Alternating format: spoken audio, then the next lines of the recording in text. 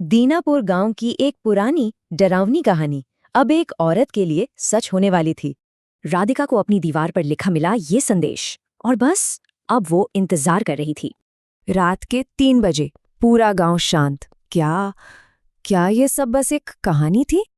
पर राधिका की आंखों में नींद कहाँ। रात के मेहमान की कहानियां उसे सोने नहीं दे रही थीं। और फिर अचानक एक आवाज ने उस खामोशी को चीर दिया। राधिका की सांसें थम गईं। उसे गांव की एक बुजुर्ग की चेतावनी याद आ गई। गांव की बुजुर्ग लक्ष्मी ने ही तो मेहमान के इन अजीब नियमों के बारे में बताया था।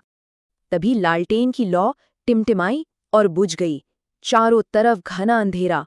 और फिर ठीक ऊपर छत से कदमों की आहट आने लगी। डर से उसका शरीर जम गया था। तभी छत से कुछ गीला सा उसके गाल पर आ गिरा। जब उसने छुआ तो पता चला ये पानी नहीं था, लोहे जैसी महक। ये तो खून था। अंधेरे कोने से एक फुसफुसाहट आई। किसी ने उसका नाम लिया, राधिका। फिर एक और आवाज आई, और इस आवाज ने तो राधिका को अंदर तक कंपा दिया। ये आवाज उसके पति महेश की थी। पर ये कैसे हो सकता है? महेश तो 3 महीने पहले ही। क्या ये मुमकिन है?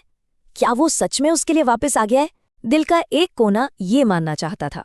कोने से एक लंबा काला साया निकला और दीवार के सहारे दरवाजे की तरफ बढ़ने लगा। घड़ी में 5 बजे और बाहर सुबह की पहली किरण दिखाई दी। रसोई में रखा खाना गायब था। उसे एक पल को राहत मिली, मेहमान खाकर चला गया था। पर खिड़की से रोशनी क्यों नहीं आ रही? रोशनी तो सिर्फ लालटेन की थी। बाहर अभी भी अंधेरा था।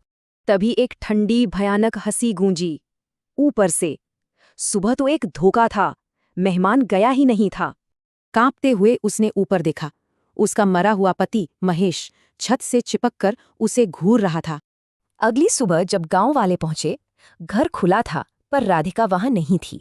सबकी जबान पर एक ही बात थी, रात का मेहमान उसे अपने साथ ले गया। बस वो लालटेन जलती रह गई, उस रात जो हुआ उसकी अकेली गवाह। अब दीनापुर में रात का मेहमान सिर्फ एक कहानी नहीं, बल्कि एक जीता जागता खौफ था।